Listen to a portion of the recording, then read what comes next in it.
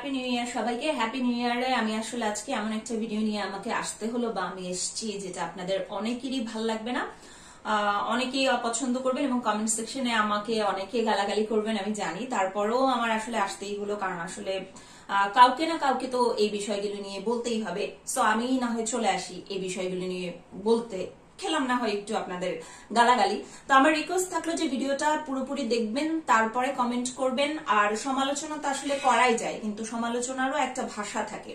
যেমন আমি হয়তো আজকে কিছু সমালোচনা করব, সেটারও তো একটা ভাষা আছে, তাই না? আমরা বরঞ্চ সমালোচনার ভাষাটা সমালোচনার মতো রাখি, একবারে খুব বেশি মানে বুঝিনি। তো আপনারাই তো করেন, আপনারা অনেকেই করেন জানেন, আবার অনেকে ভালো ভালো কথাও লেখেন। যাই হোক, আমি শুরু করে দিই। নতুন বছরে আমরা আসলে অনেক রকম আমরা পণ করি যে আমরা এই করব সেই করব, এইভাবে চলবো সেইভাবে চলবো, কিন্তু বছর শেষে যখন আমরা আবার হিসেব মেলাতে যাই তখন দেখি যে আসলে হিসেবটা ঠিকঠাক মিলছে না। কতটুকুন করেছি আর কতটুকুন করব, এটা আমাদের সবার ক্ষেত্রে, আমার ক্ষেত্রে, আপনার ক্ষেত্রে, আপনাদের ক্ষেত্রে, কারণ কেউই আসলে পুরোপুরি পারফেক্ট না। তো আমরা এই নতুন বছরে আরেকটা ওয়াদা করার আগে আমরা আসলে চিন্তা করি একটু যে আমরা আসলে কতটুকুন সেটা ঠিকঠাক করতে পারবো। বিশেষ করে যাদেরকে অনেক মানুষ ফলো করে, আমরা অনেকে ফলো করি, অনেকের কাছ থেকে আমরা শিখি, নিতে চেষ্টা করি, তাদেরকে তাদের বিষয়গুলোতে তাদের প্রত্যেকটা ক্রিস্টিয়ানো রোনালদোর একটা অ্যাড যায়, তিনি টিভিতে একটা অ্যাড করেন যে মাথায় মানে সবকিছুই নাথিং টু হাইড, কোনো কিছুই হাইড করা যায় না, তার সবকিছু, ইভেন একটা মাথার খুশকি চুলের একদম ফাঁকে, সেটাও পুরো বিশ্ববাসীর চোখ থাকে সেটাতে। তো এরকম যারা আছে তাদের ছোট ছোট প্রত্যেকটা কাজই কিন্তু মানুষজন খুব ভালো করে লক্ষ্য করে। ধরেন একজন ক্রিকেটার, একজন ন্যাশনাল আইডল, সে কি করছে সেটা কিন্তু তিনি কোটি মানুষের হচ্ছে তার ফলোয়ার, কোটি মানুষ, লাখো মানুষের, লাখো তরুণের হচ্ছে তিনি আইডল, তাকে অনুকরণ করে, সে যা করে তা করতে চায়। সেই সমস্ত ব্যক্তিগুলোর কিন্তু অনেক বেশি সচেতন হবার উচিত তাদের কাজ করবে। তারা যেটা করছে সেটা অবশ্যই করার আগে তাদেরকে অবশ্যই এই ভাবনাটা ভাবতে হবে, আমি যেটা করছি এটা লাখো মানুষ দেখবে, কোটি মানুষ দেখবে, অনেকে সেটা করতে চেষ্টা করবে। তো আমি আসলে এবার আসি সেই প্রসঙ্গে। মাশরাফি বিন মুর্তজা এমপি হিসেবে 2 বছর কাটিয়ে দিয়েছেন। তিনি রাজনীতিতে যোগ দেবার আগে অনেক রকম শঙ্কা ছিল, অনেক রকম প্রশ্ন ছিল, তাকে নিয়ে অনেক রকম সমালোচনাও হয়েছে, যেটা সারা জীবন মাশরাফি বিন মুর্তজা বাংলাদেশের মানুষের কাছে ছিল 1 নম্বর হিরো, মনে হয় তিনিই ছিলেন। কিন্তু যখন রাজনীতিতে তিনি গেলেন, একটা পক্ষ আবার অন্যদিকে চলে গেল। এবং তাকে নিয়ে অনেক সমালোচনা হয়েছে, যেটা তাকে জীবনেও সহ্য করতে হয়নি।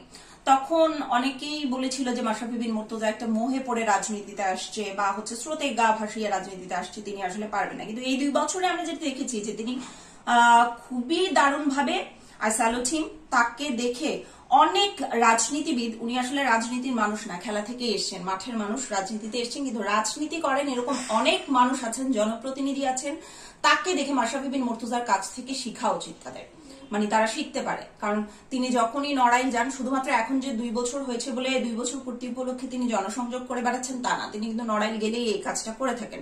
তার এলাকায় বিভিন্ন জায়গায় খোঁজ খবর নেওয়া, মানুষজন কেমন আছে, মানুষের কাছাকাছি যাওয়া, বিভিন্ন প্রতিষ্ঠানে যাওয়া, হাসপাতালগুলোতে যাওয়া, এই কাজটা কিন্তু তিনি রেগুলারই করে থাকেন, যেটা আমরা টেলিভিশন বা পত্রপত্রিকায় দেখি।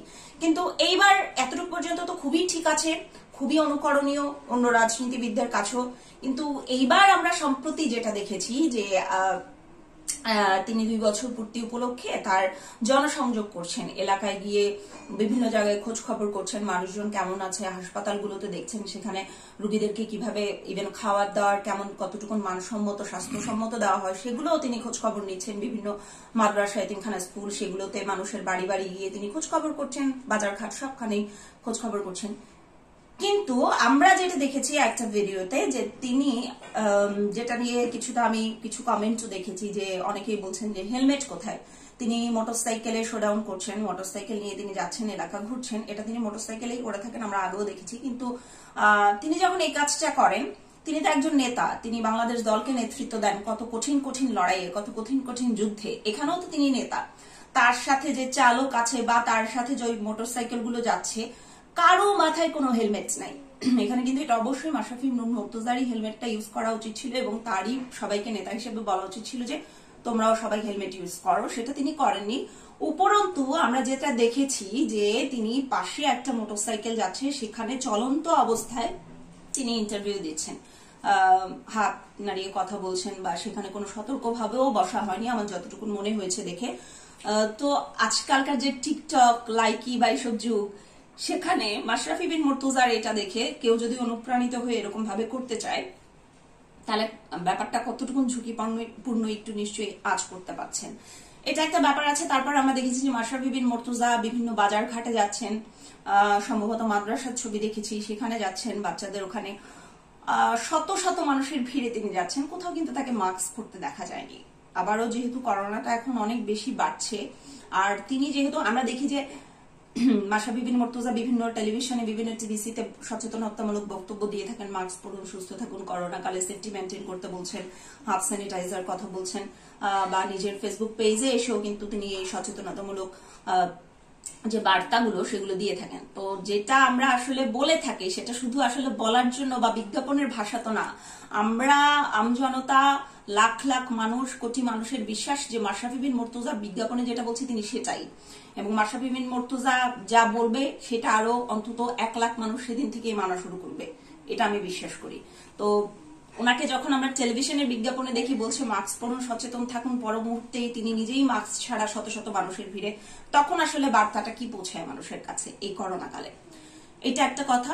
তারপরে দেখলাম যে তিনি গেলেন সেখান থেকে একটা হাসপাতালে, এবং হাসপাতালে আমরা জানি যে খুবই মানে যাদের রোগীরা থাকেন তাদের কিন্তু যারা রোগী তাদের কিন্তু রোগ প্রতিরোধ ক্ষমতা তখন স্বাভাবিকভাবেই কম থাকে, যে কোনো রোগ প্রতিরোধ ক্ষমতা। তো সেই মানুষগুলোর কাছেও মাশরাফি বিন মুর্তজা যখন গেলেন, এই বাজার ঘাট ঘুরে গেলেন, অনেক মানুষের সংস্পর্শ থেকে এসে একদম ডিরেক্ট হাসপাতালে তিনি গেলেন। তারপরে সেখানে ঘুরে ঘুরে রোগীদের খোঁজ খবর করছিলেন তিনি, খুবই ভালো কথা। কিন্তু সেখানেও তো একটা ব্যাপার থেকে যায়, তাই না? তারপরে সেখানেও কিন্তু তার মাস্কটা যথাস্থানে পড়া অবস্থায় তাকে দেখা যায়নি, এখানে ছিল। তারপরে উনি হাসপাতালে রোগীদেরকে কি খাবার দেওয়া হয় জনপ্রতিনিধি হিসেবে শুধু মুখে বলা না, নির্বাচনের আগে তিনি সেটা পর্যবেক্ষণে গিয়েছেন সশরীরে, খুবই ভালো কথা। কিন্তু সেখানেও আমরা দেখেছি যে তিনি জিনিসগুলো ধরছেন বাইরে থেকে এসে, তারপরে সেখানেও তার মুখে আসলে মাস্ক ছিল না। তো এটা আসলে আমি যে সমালোচনা করছি, মাশরাফি বিন মুর্তজার সমালোচনা করার জন্য করা তা না, আসলে উনি আমাদের লাখো তরুণের আইডল, অনুপ্রেরণা, অনুকরণীয়, সেই কারণে আসলে কথাগুলো বলতে হচ্ছে যে ওনারা যেটা বলেন যেন সেটা ওনারা পুরোপুরি মানুষের মাঝে যতটা পারেন দৃষ্টান্ত স্থাপনের চেষ্টা করেন, যেন মানুষ সেটাই মানতে পারে, অনুকরণ করতে পারে। তো এই বিষয়গুলো বলার জন্যই আমি আজকে এসেছি। আর একটা কথা যেটা বললাম, আমি আমার 10-11 বছরের সাংবাদিকতা ক্যারিয়ারে অসংখ্য প্রতিবেদন করেছি মাশরাফি বিন মুর্তজার প্রশংসা করে। তো সমালোচনা যেটা আছে সেটা আসলে করতে হবে, এবং সেটাও সমালোচনারও একটা ভাষা থাকে, সেই ভাষাটা আমার ক্ষেত্রে আপনারা যারা করবেন সমালোচনা আমি জানি করবেন অবশ্যই, সেই ভাষাটাও যেন অন্তত পড়ার মতো হয় বা একটা ওপেন সাইডে দেখার মতো হয়। সবাই ভালো থাকবেন, নতুন বছরের শুভেচ্ছা সবাইকে আবার। আল্লাহ হাফেজ।